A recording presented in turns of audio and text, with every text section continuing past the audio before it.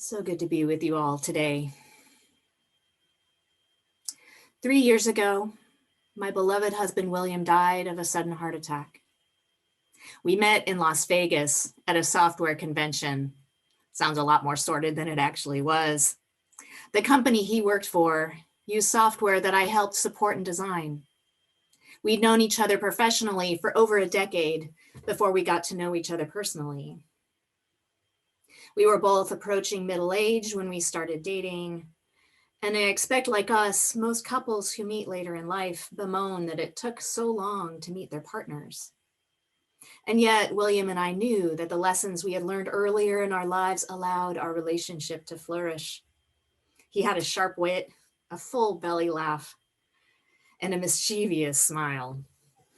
He tempered my fear of making a wrong decision. He brought out my self-confidence. I tempered his tendency to judge. I brought out his softer side. For the first time in my romantic life, I had a true partner. Shortly after we became Unitarian Universalists, William heard the call to ministry. He eventually enrolled at Meadville Lombard Theological School. He finished his first year of full-time studies and completed a summer chaplain training program where he spent time with patients, some of them on the cardiac unit. At 3 a.m. the day after he had completed his chaplain training, he woke me up and told me to call 911. The ambulance whisked him off to the hospital where they told us he had suffered a minor heart attack. What a wake-up call that was. In a moment, we realized how fragile life can be. We were acutely aware that our relationship, which already felt too short, could have ended tragically that day. We made it through that health scare and we were blessed with more time together. William followed the advice of doctors. He went through cardiac rehab and the experts said that he was okay. Despite the good news from doctors, all I wanted to do was wrap him in bubble wrap, feed him nothing but kale and oat bran, and keep him within 2 miles of a hospital at all times. I was so scared of losing him. He resumed his studies. He started his ministerial internship and showed up for classes in Chicago in March, and I got the call no one wants to get. Once I was able to get some perspective on his loss, after I had survived the worst of the grief, I realized how much I had been afraid of losing him while we were together, even before his first heart attack. I realized that despite my worrying, I lost him anyway. Being fearful didn't keep me from losing him. I thought of all of the energy I put into that fear of losing the person who was most important to me. That energy that could have been so much better used by just being present as possible while he was alive. I decided that the best way I could honor William's legacy was to love as fearlessly as I could. That decision is part of what has put me on this path to ministry. So much of our society denies death, denies loss, and yet death and loss are guaranteed. To love radically is to love despite the knowledge that we and those we love are finite.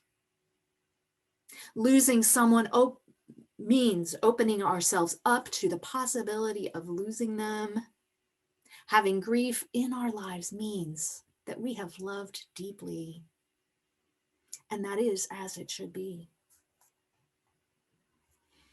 I have 2 cats and a dog. I'm sure many of you have or have had pets. Unless we live with a tortoise or a parrot, when we welcome a pet into our lives, a being with a shorter lifespan than ours, it is very likely we will witness their death. We grieve them when they die, and yet we often invite another into our lives when we're ready to open our hearts up again. We risk loving in the face of loss. When we choose to love, even after we have lost that who we've loved is one of the bravest things we can do. I think we know that to do any differently is a waste of our humanity. We must do what our heart does best. Our hearts are built to love, even in the face of heartbreak and grief. The word radical gets a bad reputation these days. Sometimes that's probably warranted. But often radical is used to describe actions that threaten the status quo. The word radical itself comes from the Latin word radix, meaning root. One definition of the word radical indicates going to the root or origin or fundamentals. I think this is why radical is often used to describe fundamentalist or extremist movements. The kind of radicalism I'm referring to is a return to the root of what is good and authentic and true. It's a return to the fundamentals of how our hearts want to love each other without the societal pressures that capitalize on our insecurities and separate us from each other. How many of us could really define love if asked? In fact, I'm going to ask you now. I'll give you a little time to think about it. What is your definition of love?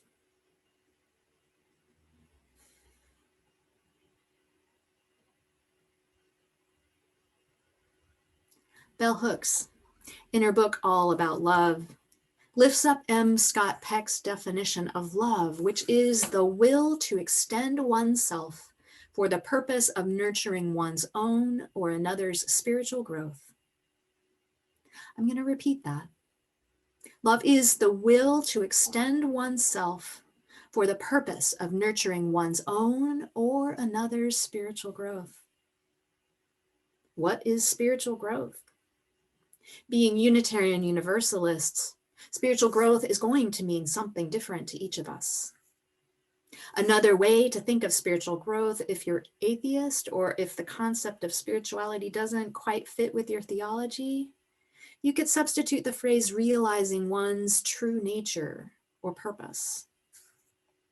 The fact that we rarely agree about what our own spiritual growth, true nature, or purpose looks like is kind of the whole point of M. Scott Peck's definition of love. Love of another is a commitment to nurturing their spiritual growth, even if it's not what you yourself need for your own spiritual growth. I think back to some of the times when I have felt the most love. It's usually when that person knows me so well that they give me advice that reflects my values and priorities, even when that advice is something different than they themselves would do, or the advice is against their own interests or priorities. The moment when you love another enough to suggest that they act in a way that could be counter to your own self-interest is radical love. It reminds me of the Golden Rule 2.0. The Golden Rule 1.0 is, of course, do unto others as you would have them do unto you.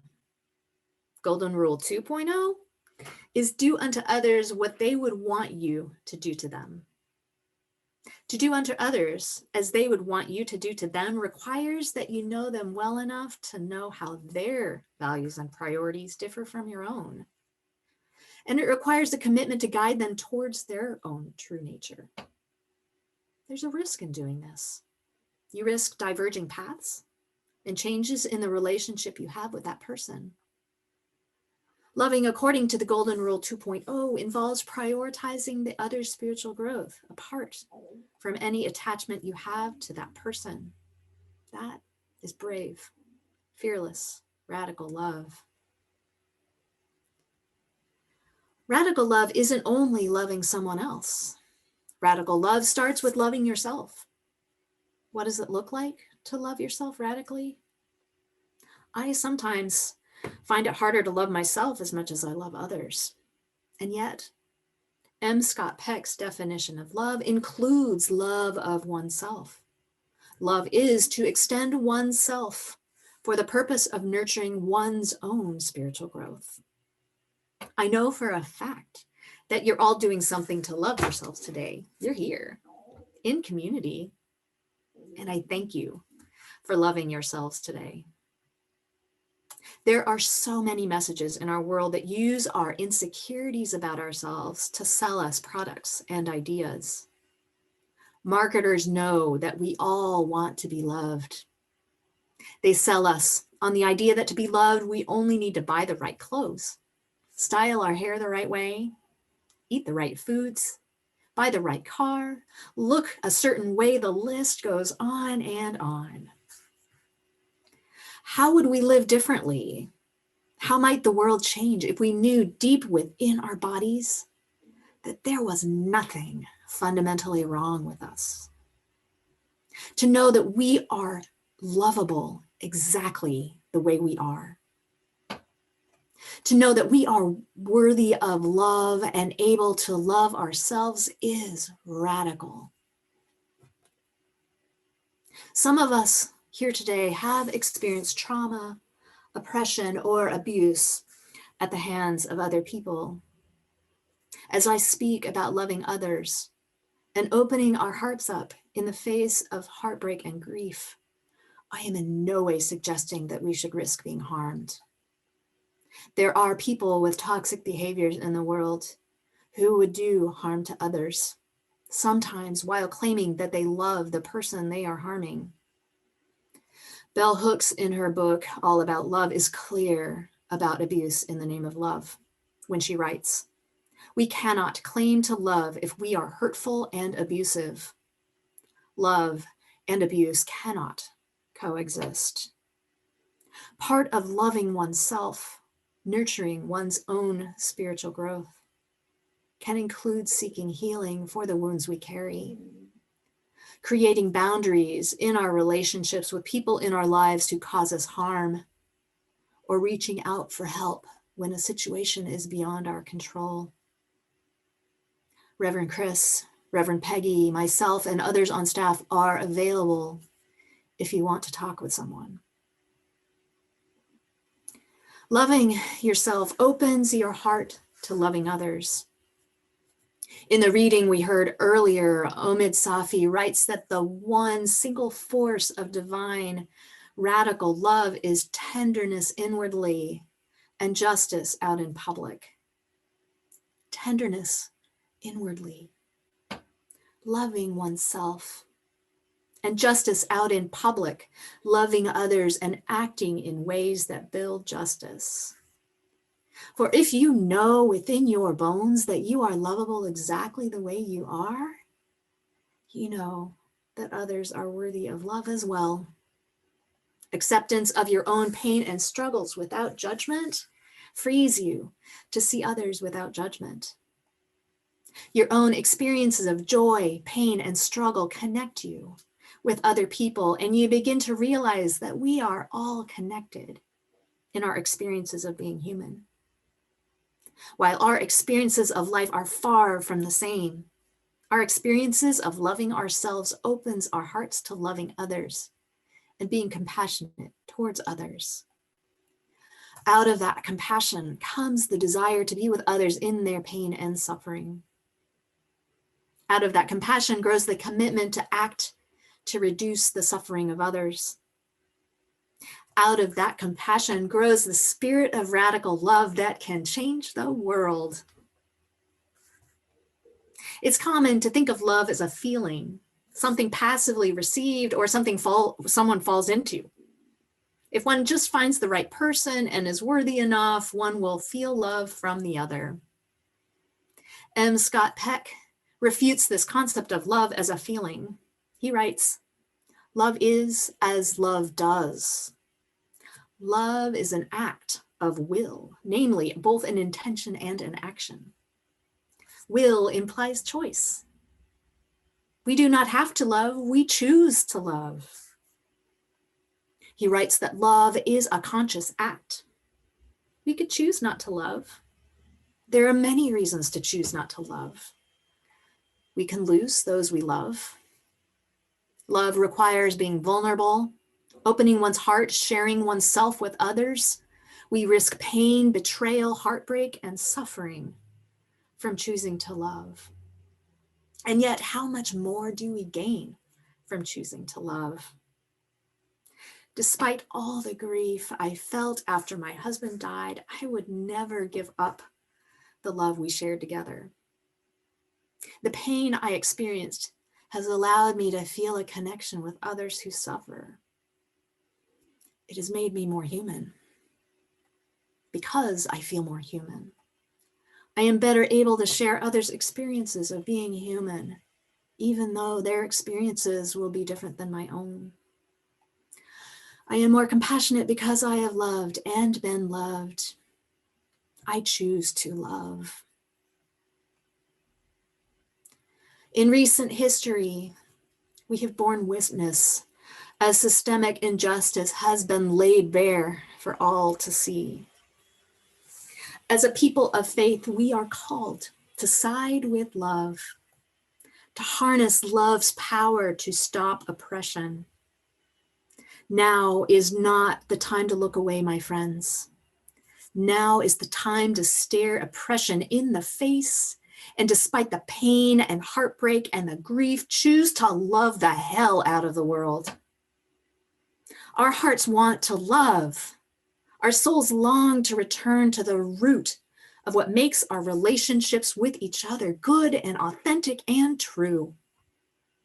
If we connect with our humanity, we know that we are not separated by race, by class, by gender, or by anything else. We are all interconnected. If one is oppressed, we are all oppressed. If one of us is not free, none of us is free. Our bodies are made for love. We are the ones we have been waiting for. Together, we are love, and our love will change the world. May it be so.